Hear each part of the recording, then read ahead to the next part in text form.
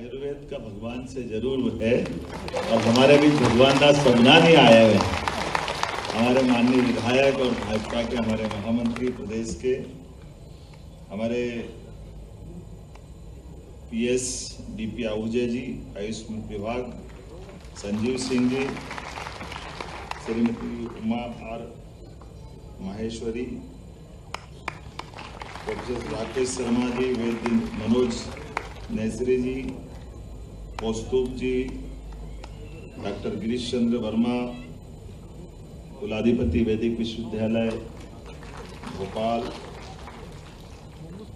वैद्य SN. Pandey ji, राष्ट्रीय महामंत्री भारतीय आयुर्वेद महासम्मेलन, खास करके पांडे जी, रणजीत पुराणिक जी, बैरागी जी, उमेश बैरागी, विनोद बैरागी जी, उमेश शुक्ला जी, इस सभागार में मौजूद चिकित्सा क्षेत्र के सभी सम्माननीय अतिथिगण, विद्यार्थीगण, पत्रकार साथियों, प्यारे मित्रों, आप सबका मध्य प्रदेश सरकार की ओर से अभिनंदन करता हूं, स्वागत करता हूं। आयुर्वेद के पिछले सम्मेलन ही था वैसा है? मैं मान के चलता हूं, लोग कहते हैं आयुर्वेद की दवाई बहुत अच्छी तो रहती है लेकिन समय लगाती है, ऐसे ही कुछ बताते हैं। तो पता नहीं, मेरे में तो जल्दी असर कर गई। मैं उस समय शिक्षा मंत्री था, मुख्यमंत्री।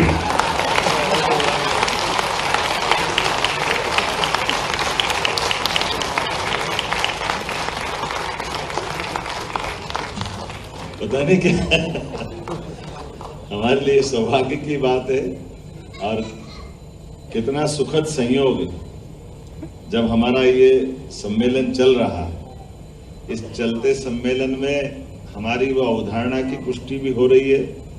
जब ये माना जाता है कि समुद्र मंथन हुआ था और समुद्र मंथन में कई सारी चीजें निकली, उसमें भगवान धन्वंतरी भी प्रकट हुए, तो मुझे इस बात का दोहरा आनंद है। प्रयाग में मंथन भी चल रहा है, हमारे उस विश्वास की पुष्टि भी हो रही है गंगा तीरे। और जब हम यहाँ बात कर रहे हैं तो मध्य प्रदेश वो धरती है जो 28 में पुनः इसी चीज को दोहराने के लिए फिर एक बार दुनिया के सभी हमारी सनातन संस्कृति की ध्वजवाहक परंपराओं के सभी प्रकार के महान विभूतियों सहित हमारे आस्था, विश्वास, भाव, मनोभाव, सद्भाव, सारी भी प्रकार से इस भाव पर चलने वाले लोगों के लिए पलक पावड़े बिछा करके हमारी सरकार 28 की तैयारी भी कर रही है। और मैं आपको भी निमंत्रण देता हूं। मोटे तौर पे 3-3 साल के अंतराल से ही आप शायद कार्यक्रम करते हैं, है?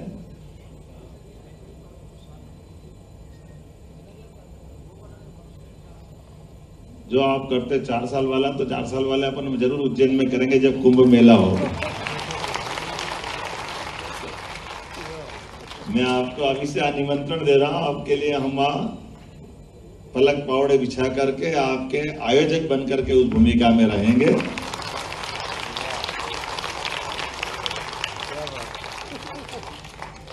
जब आयुर्वेद की बात कर रहे हैं तो आयुर्वेद वास्तव में आज के समय में हजारों साल पुरानी परंपरा, लेकिन ज्ञात इतिहास में 5000 साल पुरानी तो मान ही लें। लेकिन अब जब दुनिया इस तरफ जा रही है, देख रही, समझ रही है, हम उनके एक तरह से राजदूत हैं। भारत हमारी इस विधा का दुनिया के अंदर, और यशस्वी प्रधानमंत्री तो क्या बात है, आपके ब्रांड एम्बेसडर है, ब्रांड एम्बेसडर। और भारत से बाहर जाकर के यशस्वी प्रधानमंत्री श्रीमान नरेंद्र मोदी जी कितने प्रकार से कोई व्यक्ति कितने मोर्चों पे काम कर सकता है। हम सब सौभाग्यशाली हैं कि हाँ, हम दुनिया के सबसे बड़े लोकतंत्र के सबसे बड़े पद के ऊपर यशस्वी प्रधानमंत्री श्रीमान नरेंद्र मोदी जी को देख करके, उनके काम के, उनके गुणों के, उनके द्वारा सत्ता चलाई जाने के साक्षी भी हैं और हिस्सेदार भी हैं। हमारी आंखों के सामने हम देख रहे हैं। माफ करना, कुछ समय पहले तक आयुर्वेद को एलोपैथिक हॉस्पिटल में कोई प्रवेश करने के लिए डॉक्टर नहीं मानता था। अरे आपकी दुनिया अलग है, अरे आप कहाँ इस एलोपैथिक में इस चिंता का अंदर आ रहे हो। मुझे तो आनंद आता था जब मैं प्रभारी मंत्री था उज्जैन में कोविड के समय, और हमारे काढ़े को अच्छे अच्छे एलोपैथी वाले मांग मांग के पी के जिंदगी, ये दवाई मांग रहे थे कि जिंदा रहना, तो भाई इसके अलावा कोई रास्ता नहीं। और बड़े बड़े लोग इस मामले में, क्योंकि ये उनकी गलती नहीं, जो जैसा अपनी लाइन पे आके चल गए, जो समझ गए, स्वाभाविक रूप से वो उसी दुनिया के उस आधार पे मानते थे। और वो डिग्रियां, हमारे यहाँ एक संकट ये भी है कि डिग्री के आधार पे ही मान्यता है, तो डिग्री इधर मिलती है उधर ही सब मान लेते हैं। कोई कागज पे डिग्री लिखा लग जाए कि भैया ये गंगोत्री हिमालय पे नहीं है, विंध्याचल पे तो लिखा है, तो लोग उसको मानने लग जाते हैं। लेकिन भले ही वो गलत तो बाद में सुधारते। मैं मान के चलता हूँ, जो प्रत्यक्ष प्रयोग करके आयुर्वेद दिखाता है, बताता है, इसका कोई तोड़ नहीं। जब हमारे लिए जीवित सर्वे सतम की बात करते तो वो कोई और चीज से नहीं हो सकती है, लेकिन आयुर्वेद से पक्का हो सकती है, इस बात की गारंटी। उम्र के किसी मुकाम पे, किसी मोड़ पर, जब कभी आपको अपनी जिंदगी से और शरीर से तालमेल मिलाने के आधार पर पुनः आपको उसी अवस्था को पाना चाहते हो, जिस भाव से आप जीना चाहते हो, तो कोई आपका हाथ पकड़ करे, मदद करे न करे, आयुर्वेद जरूर करेगा, इसकी गारंटी। क्या क्या है, क्या क्या छिपा है, कोई जानते ही नहीं है। जो जानता है वो फिर किसी को नहीं मानता, एक ही लाइन पकड़ता है, इसी से शुरू, इसी में समापन। हमारे लिए सौभाग्य की बात है, परमात्मा ने जीवन अगर हमको दिया तो परमात्मा ने परस्पर अवलंबित जीवन दिया, एक दूसरे को जोड़ के दिया। ये अभी और कोई विधा को मालूम नहीं कि जहां आप हवा पानी जीवन जी रहे हैं, जहां आपका जन्म हो रहा है, जहां आपके शरीर में व्याधि आ रही, बीमारी आ रही, वहीं परमात्मा ने प्रकृति में आपको जीवन के लिए औषधि भी दी है। ये केवल आयुर्वेद वाले जानते हैं और कोई नहीं जानता। और ये भी उसी थीम पर है, जिस थीम पर हम जानते हैं कि हाँ, हम अपना जीवन का एक पल भी जी रहे हैं, तो हमको ऑक्सीजन कहां से मिल रही है?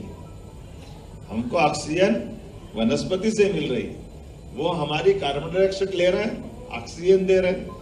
तो ये परस्पर प्रकृति का एक दूसरे के साथ जीने का इससे बड़ा उदाहरण क्या होगा? ये जो हजारों साल से, लाखों साल से इस बात को लेकर चलने का मार्ग ही तो आयुर्वेद है। इसके बाहर क्या है? इसके अंदर ही अंदर सब कुछ है। और इसीलिए केवल एक नहीं, कितने प्रकार से आयुर्वेद अपने अपनी जगह बनाता है। कोई जानते हैं, कोई नहीं जानते। अच्छे अच्छे से पूछो तो सार में आकर वही टिकाते हैं। जैसे उदाहरण के लिए अगर हम कहें कि भाई आप भगवान को भोजन भी करा रहे हो, तो बड़े बड़े पंडित, माफ करना मैं किसी की निंदा नहीं कर रहा हूं, ऐसा नहीं कि नहीं जानते हो, लेकिन जानने वाले बहुत कम मिलेंगे कि आप ये 5 निवारे कहाँ दे रहे हो भोजन के, और ये जो 5 निवाले दे रहे हो तो ये जा कहाँ रहे हैं? ये हमारे शरीर के 5 प्राण तक पहुंचा रहे हो। आप प्राणा स्वा, उदाना स्वा, समाना स्वा, आप जो मंत्र बोल रहे हो ये अलग अलग प्राण है। ये धन्यवाद है, आज के जमाने में नए विज्ञान ने बता दिया है कि आजकल वेंटिलेटर में मालूम पड़ जाता कि ब्रेन गया बाकी बच्चा है। ये पहले आयुर्वेद वाले सबको मालूम था कि अपने आप में सबके प्राण अलग अलग, एक प्राण से सबका काम नहीं चल रहा। ये जो हमारे प्राण के जो अलग अलग हिस्से हैं, हृदय के प्राण अलग है, हृदय से लेके नाभि तक का अलग है, नाभि से लेके नीचे तक का अलग है, मस्तिष्क का अलग है। एक प्राण पूरे में घूमता है, और केवल वो प्राण नहीं घूमता, उसके 5 उप प्राण भी है। हमारी आंख खुली के खुली रह गई, हमारे नासिका से हमारा मुंह खुला रह गया, नीचे की हमारी इंद्रियों से, ये जो प्राण उपप्राण, ये जो अपनी एक तरह से पतंजलि, ये कमोबेश जो आप बात कह रहे हो वो सब समग्र रूप से एक ही दायरे में आता है।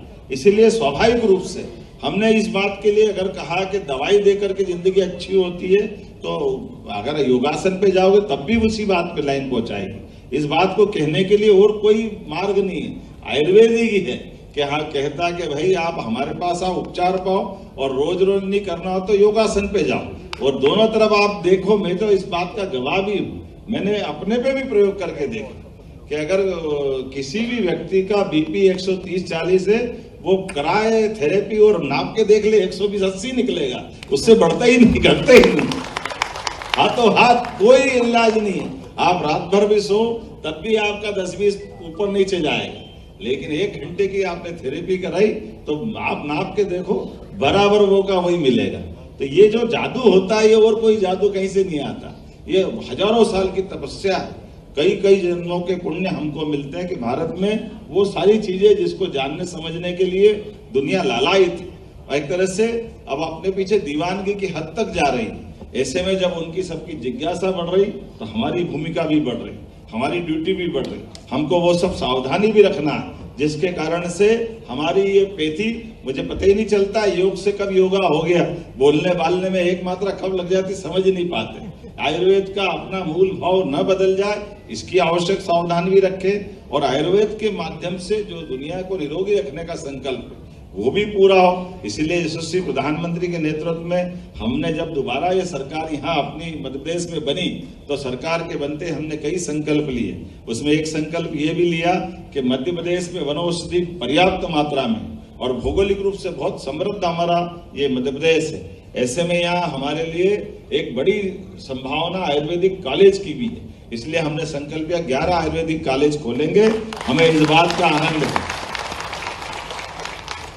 और केवल आयुर्वेदिक कॉलेज हम खोलेंगे तब नहीं, मुझे ये भी बताते हुए अत्यंत आनंद है, हमारे पास 55 जिले सरकारी है, लेकिन 56 मेडिकल कॉलेज अभी मध्य प्रदेश में हमारे यहाँ पर कार्यरत है, जिनपे हम अपने 9,500 विद्यार्थियों को अपनी इस विधा से जोड़ रहे हैं। और ऐसे में जब हम अपने 11 जोड़ेंगे तो 55 से ये खसक करके 67 तक जाएगी। लेकिन इतना ही नहीं, और रोज बढ़ रहा, इसकी तरफ में कोई तकलीफ नहीं, लगातार हम कोशिश कर रहे हैं सभी प्रकार की व्यवस्थाओं में सुव्यवस्था स्थापित करते हुए। हमने अभी जानकारी निकाली, आपने कुछ घोषणा भी कही, विश्वविद्यालय की बात जरूर कही, इसको जरूर मैं संशोधन करना चाहूंगा। हमने कहा कि एक विश्वविद्यालय से अगर हम पूरा प्रदेश संचालित कराते हैं, माफ करना, उसके दुष्परिणाम हमारे सामने आए। हमने एक मेडिकल कॉलेज यूनिवर्सिटी बनाई पूरे प्रदेश के लिए, और कोई परीक्षा में किसी परीक्षार्थी के रिजल्ट को लेकर कोई दिक्कत हो गई, कोई कोर्ट में चला गया, तो पूरा प्रदेश परेशान रहता था, लगातार कष्ट आते थे। इसलिए अब जो शिक्षा नीति 2020 लागू, उसमें कहा गया कि एक विश्वविद्यालय में सभी प्रकार के कोर्स पढ़ा सकते हैं, सरकारी हो या प्राइवेट हो। तो हमने अनुमति दी सभी विश्वविद्यालयों को, वो सभी प्रकार से अपने विश्वविद्यालय के अंदर आयुर्वेदिक मेडिकल कॉलेज सब कुछ खोले। लेकिन अभी एक चीज की कमी लग रही थी, वो मैंने अभी आहूजा जी से भी बात की है कि हमारे यहाँ पर आयुर्वेदिक कॉलेज में डॉक्टर चिकित्सकों के तो प्रवेश हो रहे हैं, लेकिन पैरामेडिकल नर्सिंग ये कोर्स नहीं है। हमने कहा ये भी होना चाहिए, हमारे लिए बड़ी संभावना है, बड़े पैमाने पर हमारे लिए वो सब अनुकूलता बने। इसलिए इस दिशा में हमको आगे बढ़ने की जरूरत है। निश्चित रूप से इस पे हम ध्यान दे रहे हैं, और ये आने वाले समय में इसके रिजल्ट मिलेंगे। आपने कहा क्लिनिक और नर्सिंग होम पंजीयन की प्रक्रिया में स्वास्थ्य विभाग तकलीफ देता है या स्वास्थ्य विभाग के पास जाना पड़ता है, और मैं मान के चलता हूं कि वाकई ये आयुष का काम है। आने वाले समय में आयुष को ही ये काम दिया जाएगा ताकि वो अपने इस दिशा में आगे बढ़े। आयुष सीमा की मैंने घोषणा कर दी थी, मालूम पड़ा कि कोई दिक्कत आई है फाइनेंस वगैरह की, सारी दिक्कत दूर करेंगे। बिल्कुल 65 साल का आपको हक मिलेगा, हमारे लिए इसमें क्या तकलीफ। 62 से 65 हमारे बीच में जितने भी प्रकार के बाकी चिकित्सक है वो 65 तक करते, तो आप भी करना चाहिए। ये मध्य प्रदेश सरकार को इसमें कोई तकलीफ नहीं, निश्चित रूप से करेंगे। थोड़ा आपने तो बहुत सारी बातें लिख दी है, कुछ अगली बार के लिए भी रखोगे, एक ही बार करोगे। आपने कहा कि अखिल भारतीय आयुर्वेद संस्थान, ये जरूर हम इस पे काम कर रहे हैं। निश्चित रूप से इसको उज्जैन में खोला जाएगा। हमारा बहुत अच्छा कॉलेज है, हमारी घोषणा भी है, भारत सरकार के पास वो विचाराधीन भी है। निश्चित रूप से हम इसको खोलेंगे। ये तो मान ही लिया पहले से आपका। क्रय नीति में भी परिवर्तन कर छत्तीसगढ़ और अन्य राज्य की तरह बनाने की आपने बात कही है, तो हम तो इंडस्ट्रियों को प्रोत्साहन दे ही रहे हैं। निश्चित रूप से हम इस नीति को भी लागू करने की घोषणा करते हैं, ताकि हमारे यहाँ अधिकांश ऐसे बड़े परिवार, बड़े घराने। और वैसे आपकी जानकारी के लिए बता रहा हूँ कि ये जो हमारा अभी जैसे कल अग्निकांड की घटना घटी है इलाहाबाद में, ये जो टेम्परेरी रूप से निर्माण करते हैं मेले और इस व्यवस्थाओं में, तो हमने इसमें संशोधन किया। हमने कहा कि हरिद्वार की तर्ज पे उज्जैन का विकास करेंगे, क्योंकि भविष्य में जब भी मेले लगते हैं तो टेम्परेरी पैसा बहुत लगता है, लगाते हैं। तो उस पार्ट पे हम लगातार काम करते हैं। तो ये उज्जैन में भी पिछले 2016 में जब कुंभ मेला लगाया था तो 4000 करोड़ का खर्चा हमको उस समय आया था। अब तो निश्चित रूप से 25-30 पे जाने वाला। तो हमने कहा इसके बजाय परमानेंट रूप से अपने सभी साधु संतों को, सभी आचार्य महामंडलेश्वर को, सभी अखाड़ों को, संत को, प्रवचनकार को और आयुर्वेद में विश्वास करने वाले सभी संस्थानों को हम उज्जैन में भूमि उपलब्ध कराएंगे। इस आधार पर मुझे एक अच्छा प्रस्ताव मिला अभी हमारे महर्षि वेद विद्या प्रतिष्ठान की तरफ से। आपने कहा कि हमारे लिए विक्रमादित्य की न्याय परंपरा भी प्रसिद्ध है, और आपने एक प्रस्ताव दिया सरकार को। प्रस्ताव में आपने कहा कि विश्व का पहला है ना, शायद कहाँ है, नीदरलैंड्स में, लेकिन भारत में तो अभी नहीं है। तो क्या कहलाएगा वो? अंतर्राष्ट्रीय वैदिक न्यायालय। तो हम निश्चित रूप से आपके इस प्रस्ताव को स्वीकार करते हैं। आपको उज्जैन में अंतर्राष्ट्रीय वैदिक न्यायालय बनाने की ये घोषणा भी करते हैं, और आपके संस्थान के माध्यम से जो सरकार के जरिए आप चाहेंगे वो सब कुछ देने के लिए रहेंगे। मुझे इस बात की प्रसन्नता है कि जब हम यहाँ अपने इस जगह बात कर रहे हैं, और ये वो राज्य है मध्य प्रदेश जिसने एलोपैथी को भी सारी विधाओं को पढ़ाने के लिए हिंदी को प्रोत्साहन दिया है। हमारे अगर इंजीनियरिंग के या मेडिकल के एलोपैथिक विधा से भी निकलने वाले बच्चे अगर राष्ट्रभाषा में पढ़ना चाहे तो हमने उस लिपि को भी स्वीकार किया है। तो जब इस तरफ बढ़ रहा है तो यूनानी की बात क्यों छूट रही है? यूनानी को भी हिंदी में पढ़ाया जाएगा हमारे प्रदेश के अंदर। चिकित्सा विधि से मतलब है, भाषा तो जो है वो है। अब हम तो जो भाषा जानते उसी में पढ़ेंगे। अब जो आती वही तो पढ़ना चाहिए, और उसको अच्छी दक्षता से करेंगे। तो मुझे लगता है कि ऐसे कई प्रयोग के लिए ऐसे मंच का से बेहतर कोई उपयोग हो नहीं सकता है। थोड़ा विलंब से आया, इसकी क्षमा भी चाहता हूँ, लेकिन जहाँ आपका कार्यक्रम हो रहा है आपके सबके लिए भी बताना चाहूँगा, सरकार ने बहुत सारे प्रकार से अलग अलग क्षेत्रों में हमने काम किया है। उस काम के आधार पर हमारे अपने प्रदेश की कई पहचान भी, इस प्रदेश की पहचान हमारे लिए टाइगर प्रदेश के माध्यम से भी, दुनिया में सबसे ज्यादा टाइगर अगर कहीं पाए जाते बाघ, तो वो हमारे देश में पाए जाते। और केवल बाघ नहीं, हमारे लिए तो तेंदुआ भी पूरे देश में और दुनिया में सबसे ज्यादा जहां मिलता वो राज्य हमारा अपना प्रदेश है। हमारे इसी प्रदेश में भेड़िए से लगा करके घड़ियाल तक वन्य जीवों के लिए सह अस्तित्व की भावना के आधार पर पूरे देश ने दुनिया में आदर्श कोई राज्य है तो मध्य प्रदेश है। हमने सुना है और जानते हैं लोग, विधान कैसे आता है कि नदियां मतलब हिमालय, नदियों से जल राशि मतलब हिमालय। लेकिन आपकी जानकारी के लिए बता दूं, नदियों का अगर बड़ा सम्मान हिमालय से माँ गंगा, यमुना, सरस्वती को मिलता है, तो उतना ही सम्मान मध्य प्रदेश के विंध्याचल और सतपुड़ा की पहाड़ियों में भी है। उतनी जल राशि मध्य प्रदेश की यहाँ नदियों का मायका है। प्रदेश भर की बड़ी बड़ी नदियां देश भर में जहां हर किसी राज्य को गौरवान्वित करती है। नर्मदा मध्य प्रदेश से निकल करके गुजरात तक जाती है। हमारी ताप्ती मध्य प्रदेश से निकल करके बैतूल के पास से गुजरात तक जाने के पहले महाराष्ट्र की यात्रा तय करती है। ऐसे चंबल राजस्थान से होती हुई उत्तर प्रदेश तक जाती है। उसी प्रकार से केन बेतवा पूरे उत्तर प्रदेश को करेगी। तो विश्व का पहला नदी जोड़ो दो राज्यों से स्वर्गीय भारत रत्न अटल बिहारी वाजपेयी जी की कल्पना को साकार करने वाला कोई राज्य बना है तो मध्य प्रदेश बना। मुझे इस बात का गर्व है और ये आपसे मैं इस बात को शेयर करना चाहूंगा।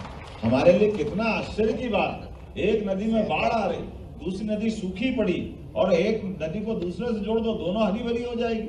उसमें क्या गलत है? लेकिन पता नहीं क्या कारण होता, राज सत्ताओं के राज दलों के अंदर भी उनकी अपनी जो सोच रहती पता नहीं कहाँ रहती है। लेकिन मुझे इस बात की खुशी है, भारत रत्न अटल बिहारी वाजपेयी जी ने इस बात का सपना देखा था और हमारे माननीय प्रधानमंत्री जी ने मेरे मुख्यमंत्री काल में रहते इस सपने को साकार करने के लिए 1,75,000 करोड़ की धनराशि देकर के ये बड़ा अभियान पूरा करने का आशीर्वाद दिया। ऐसे कई सारी बातें और बता सकता हूँ, लेकिन आज तो आयुर्वेद का आनंद है, अगली बार के लिए भी बहुत कुछ रखना पड़ेगा। मुझे इस बात की प्रसन्नता है कि हमारे इस सभागार और इस कैंपस का नाम ही खुशीलाल है। मुझे क्या मालूम कि आयुर्वेद और खुशीलाल एक ही होता है। हमारे पंडित खुशीलाल जी ने अपने माता पिता से जीवन धन्य करते हैं, उनको कितना सुंदर नाम मिला होगा। और खुशियां अगर किसी को कहीं मिलती है तो वाकई में और किसी से मिले ना मिले, बल्कि मैं तो खुशी से भी आगे की बात करता हूँ। खुशी में भी थोड़ी कमजोरी रह जाती है, खुशी में दुख भी दिखता है। सुख और दुख कमोबेश एक जैसा है, लेकिन सुख और दुख से ऊपर बढ़ता है, उसको आनंद कहते हैं। और आनंद से हमारा मार्ग जुड़ता है आयुर्वेद का। मेरी अपनी ओर से सभी आनंद मार्गियों को बधाई, बहुत बहुत धन्यवाद। ऐसी ही खबरों के लिए हमें लाइक करें, शेयर करें, फॉलो करें और YouTube पर सब्सक्राइब करें और बेल आइकन दबाना ना भूलें। साथ ही ताजा अपडेट्स के लिए हमारी वेबसाइट swdeshlive.com पर जरूर जाएं।